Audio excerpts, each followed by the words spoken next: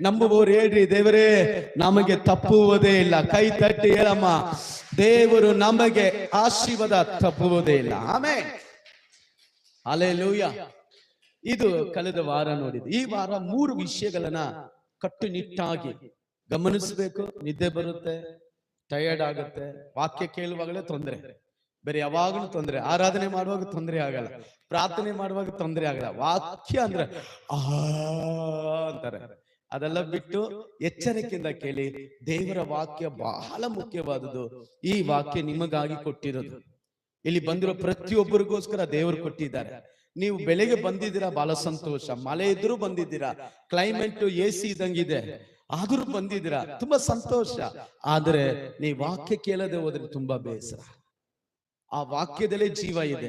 ಆ ವಾಕ್ಯ ನೀನು ಒಳಗಡೆ ಹೋದ್ರೆ ನೀನು ಗುಣ ಆಗ್ತೀಯ ಅಂತ ಬೈಬಲ್ ಹೇಳ್ತದೆ. ಆ ವಾಕ್ಯ ಒಳಗಡೆ ಹೋದ್ರೆ ನೀನು ಪರಿಶುದ್ಧ ಆಗ್ತೀಯ ಅಂತ ವಾಕ್ಯ ಇದೆ.